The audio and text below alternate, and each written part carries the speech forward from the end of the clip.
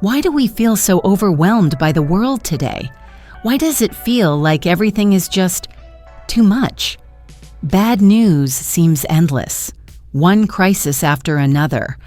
Wars, disasters, inflation, climate change. Even if it's not happening right outside your door, it's happening in the world you live in, and it affects how you feel. It's hard to stay calm when the world feels like it's falling apart. But here's the truth. This episode is about more than just surviving. It's about staying mentally strong, emotionally balanced, and learning how to keep your peace in a chaotic world. And as an English learner, you're going to get double the value. Learning language while learning life skills. So let's go deep. Let's explore how we can protect our minds and hearts in hard times together. And before we dive in, if this episode helps you or gives you something to think about, feel free to like and subscribe, only if it feels right to you. And in the comments, I'd really love to hear from you. Where in the world are you listening from? What time is it right now? And what are you doing while you're listening to this episode? I always enjoy reading your messages. Sending love to all of you. Now let's begin. How does global chaos affect our personal lives? You might think, well, the war is in another country, or that crisis isn't in my neighborhood, but you still feel it, don't you? Because we're all connected now. Social media, 24-hour news, group chats. The stress travels fast, and it sticks to us. You might start feeling more tired, anxious, even angry, without knowing why. That's how the outside world seeps into our inner world. So if you've been more emotional lately or finding it hard to concentrate, you're not broken. You're reacting like a human being. The first step to mental strength is understanding how this stuff affects us, so we can learn how to manage it. Why is it important to protect your mental energy? Your brain has limited space, and your heart has limited energy. When we give too much attention to things we can't control, we start to feel powerless. That's exhausting. Think of your mental energy like phone battery. If you spend all day watching terrible news, doom scrolling, worrying about things far away, your battery runs out. Then you have nothing left for your real life, your family, your work, your health. Protecting your mental energy doesn't mean ignoring the world. It means choosing how much you let in and how much you let go. Can we care without carrying the pain? Absolutely. You can care deeply about what's happening in the world without carrying the weight of it on your shoulders. It's about balance. Let's say you read the news in the morning, then you talk to a friend about how it makes you feel. After that, you do something good with your day. You help someone, you move your body, you learn. That's healthy. What's not healthy is sitting in pain all day, every day, and calling it caring. True compassion includes taking care of your own spirit, too. What can we control when the world feels out of control? When the world feels like chaos, it's easy to feel small. But there's a powerful question that brings peace. What can I control right now? Not tomorrow, not next year. Just now. You can control your morning routine, your next conversation, what you feed your mind, what you choose to believe. You can't control the news. You can control how many times you check it. You can't control wars, but you can control how you treat the people around you. That kind of focus creates peace. It brings your mind home. How does routine create emotional safety? In times of chaos, routine becomes your safe space. Think about it. When everything outside is uncertain, your morning coffee, your afternoon walk, your journaling time. Those little routines become anchors. They give your brain a break, a sense of rhythm, a reminder that not everything is falling apart. This isn't just about productivity, it's about stability. Even making your bed in the morning is a quiet act of control, one small win, one small comfort. Routines are how we take our power back. Why does the news make us feel worse? News is not designed to inform you. It's designed to grab you, to shock you, to keep you clicking. And that's the problem. Because when you're exposed to bad news every day, especially violent or tragic stories, your nervous system gets overloaded. Your body thinks you're in danger even if you're safe. That creates anxiety, fear, and even numbness. It's not your fault, but it is your responsibility to protect yourself. Choose your sources carefully. Set boundaries. Turn off the noise when it gets too loud. How do we balance staying informed with staying sane? You don't have to block out the world to stay sane, but you do need limits.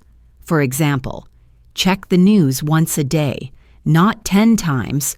Read, don't scroll. Choose sources that inform without sensationalizing. And most importantly, when you're done reading, step away. Go outside. Call someone. Do something kind.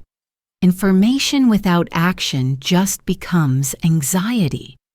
But when you balance knowing with doing, your mind stays strong. What role does gratitude play in mental strength? Gratitude is powerful, not because it fixes everything, but because it shifts your focus. When the world feels dark, your mind naturally looks for more darkness. But when you practice gratitude, even just writing down 3 small things a day, you train your brain to notice light. It might be a friend's smile, a hot meal, a safe bed. These aren't small. These are everything. Gratitude grounds you. It reminds you, yes, the world is hard, but there is still beauty. Still joy, still hope, right here. How do we stay hopeful without lying to ourselves? Hope isn't pretending everything is okay. That's denial. Hope is believing things can get better and acting like it's possible. It's a choice, a habit, and sometimes a fight, but it's worth it. Real hope allows you to say, yes, the world is messy right now, but I still believe in people, in growth, in change.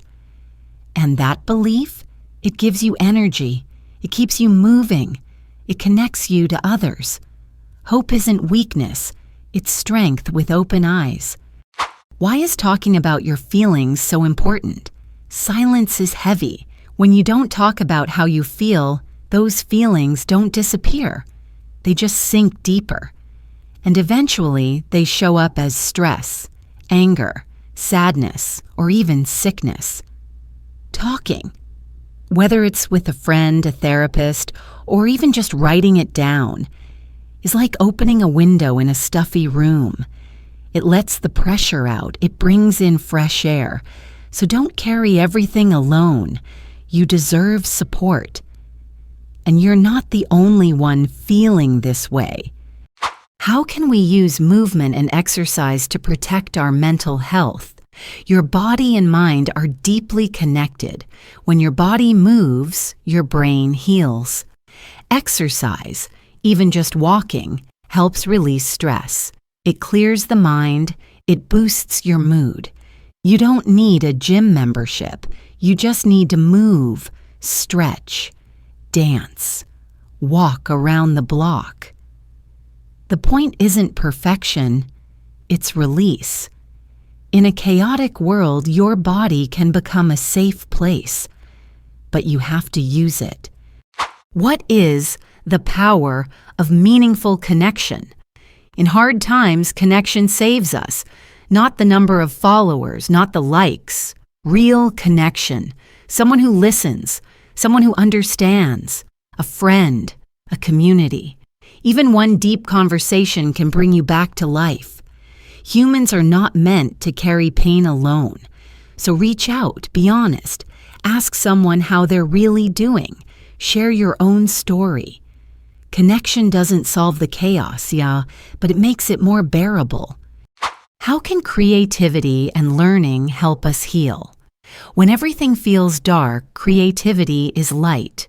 Reading, writing, music, learning a new skill, these aren't distractions. They're medicine. When you learn something new, your brain builds strength. When you create something, your heart gets space to breathe. So go learn a new word in English. Write your feelings down in a poem. Make something small, just for you. Creativity reminds you that you're still alive and still growing. Why is self-compassion essential in hard times? Let me say this clearly. Being hard on yourself doesn't help. If you're struggling, tired, or feeling low, you are not weak. You are human, and you need kindness, especially from yourself. Self-compassion means speaking to yourself like you would speak to a dear friend, gently, kindly, patiently. You don't have to be perfect. You just have to keep going. And every time you treat yourself with compassion, you build resilience. How do we stop feeling guilty for taking care of ourselves? Many of us feel selfish when we rest, unplug, or say no. But that guilt is misplaced. You can't pour from an empty cup. Taking care of yourself is not selfish. It's necessary. When you rest, you heal. When you protect your peace, you show up stronger for others. The world needs people who are calm, kind, and clear, not burned out and bitter. So please stop apologizing for caring for yourself. It's one of the bravest things you can do. What are small things we can do every day to stay emotionally balanced? Small things matter. Drinking water, breathing deeply, going outside, laughing with a friend, writing in a journal. These little habits create emotional stability. Don't underestimate them. They add up. And on hard days, they keep you afloat. You don't need a perfect life.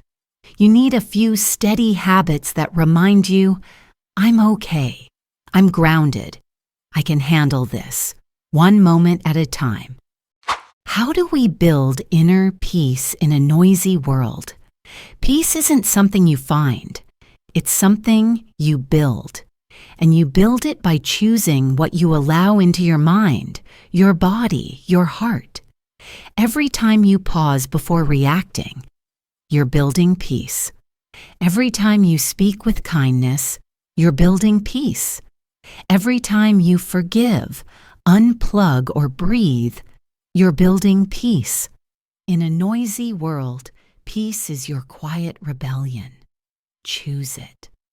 What can we remember when everything feels hopeless? In the darkest moments, remember this: you are not alone. Someone else feels what you're feeling. Someone else is struggling too. That doesn't fix everything, but it helps. And more than that, remember, nothing lasts forever. Not pain, not fear, not even this moment. Keep breathing, keep going. Keep choosing hope, even if it's just a little spark. That spark is enough to light the way. Final words. What have we learned? And what comes next? We've talked about a lot. About fear, about news, about protecting your mind, your emotions, your peace, about routines, connection, gratitude, rest, and hope. And I hope you feel more prepared, not just as an English learner, but as a human being. Life can be hard. The world can feel heavy, but inside you, there is strength. There is calm.